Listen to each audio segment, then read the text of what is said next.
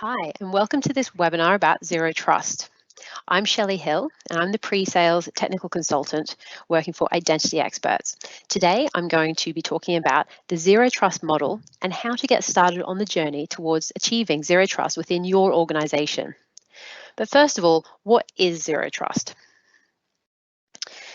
The Zero Trust model is essentially a security model that requires verification of every person and every device that is trying to access your data and resources.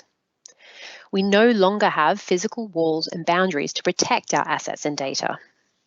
Users are accessing corporate emails or data on personal devices from their homes, from cafes, on trains, and although less so at the moment when we're all being required to work from home, but even before the coronavirus pandemic, we were seeing this work from anywhere culture developing, and that this means that the old perimeters that we use to protect corporate data are no longer adequate.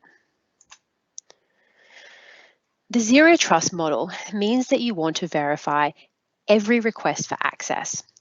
Who, how, and what. Who is it?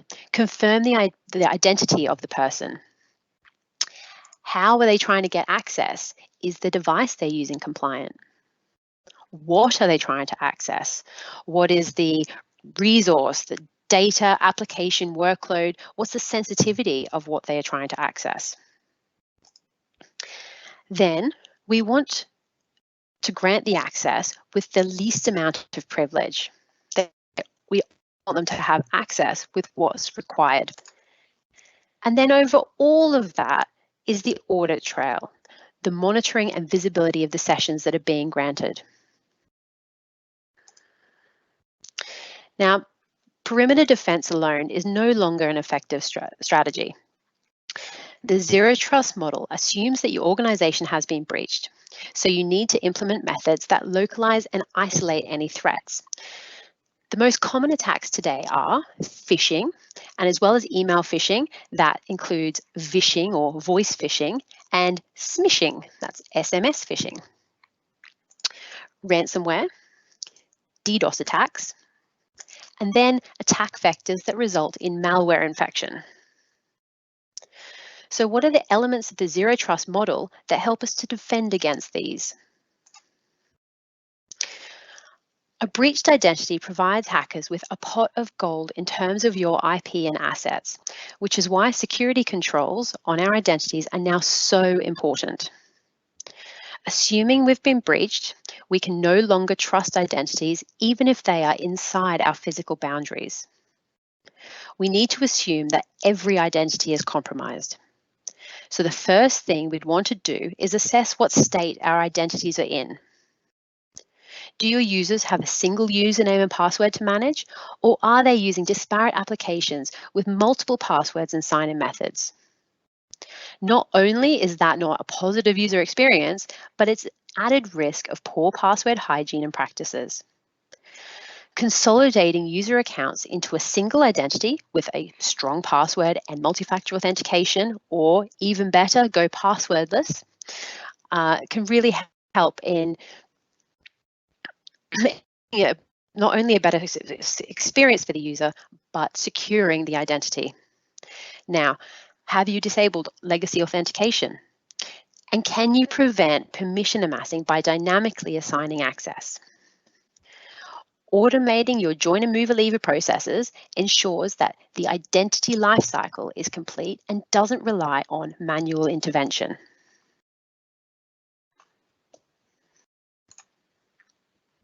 What does your organization do in terms of managing the hardware used to access corporate resources? These devices include desktop computers in the office, corporate issued laptops and mobiles, and personal laptops and mobiles. This is where the organization needs to make policies that guide what level of compliance must be verified to access corporate data. If you allow BYOD, then mobile application management solutions will help allow you to keep corporate data separate to personal data. And with device management solutions and endpoint protection, you can verify devices and keep them protected. Organizations often have workloads across multiple vendors. Azure, G Suite, AWS. The management of the network and of the workloads on these vendors requires privileged access that you don't want to be vulnerable to lateral movement and a broad attack surface. The Zero Trust model states that you should limit access of privileged users wherever possible. This means only allowing privileged roles to access the bare minimum required to perform a privileged task. This principle is called just enough access. And then we want this privileged role to also be limited for the amount of time the access is available for. And this is called just-in-time access, which means the access is revoked at the end of the time limit and needs to be re-requested before the access can be granted again. So for this pillar of the Zero Trust model, we would use a privileged identity management or privileged access management solution to provide a platform to segregate privileged duties and apply the just-in-time and just enough access principles. So I've talked about locking down identities, devices, and privileged access, and it sounds like a nightmare for the end user and for administrators. This is where artificial intelligence and conditional access step in to balance productivity and security. Conditional access allows you to grant access based on specific conditions that you specify. To allow access, you create conditional access policies that allow or block access based on whether or not the requirements in the policies are met. So you can dynamically apply access controls based on user behavior, time, location, resource sensitivity without any manual intervention.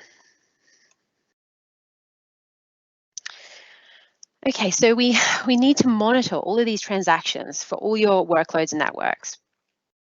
You should have a SIEM solution in place to centrally monitor events.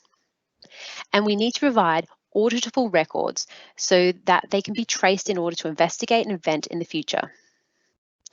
Under this category, it's important to include attestation processes to recertify any access that is manually granted. It's important to attest or recertify for resource access and for privilege roles. The frequency really depends on the business, your industry, and perhaps the risk to data. But triggering or scheduling of campaigns to review access ideally would occur to check how many users have privileged roles. Look at how many people have admin access and how many people have access to global admins. Also, how many invited guests or partners are there that haven't had their access revoked? The important thing to remember that all of these steps don't need to be done at once. It's an ongoing process and it's an ever-changing landscape. The ultimate goal is to protect your users and your organization.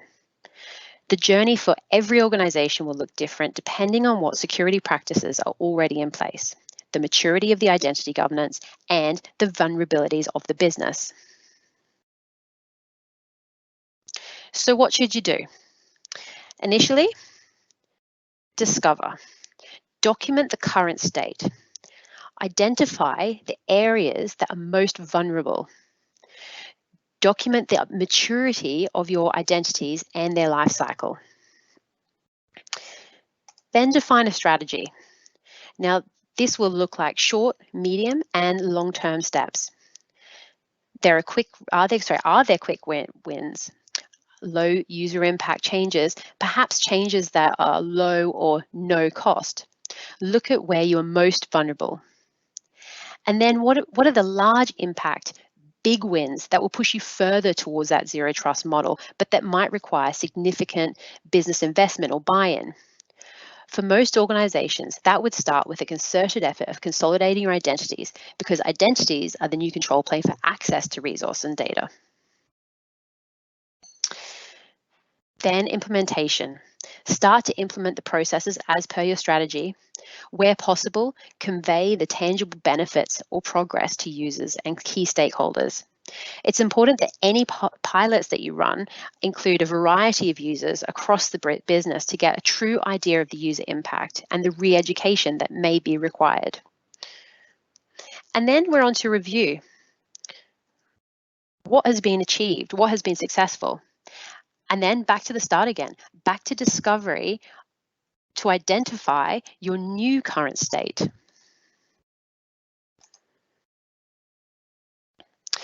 So if you need help with documenting the current state and understanding where your organization lies in terms of a zero trust model, at Identity Experts, we can undertake an assessment on your organization that will uncover areas of risk and improvement associated with your identity and security processes. We will provide a report with insights into the current status of these areas with short, medium, and long-term recommendations and a roadmap for working towards a zero trust model. Well, I hope that helps in your understanding of the zero trust model. Good luck in your own journey. If you need help along the way, then please get in touch and we can help you in creating your very own zero trust roadmap. Thank you for joining me today.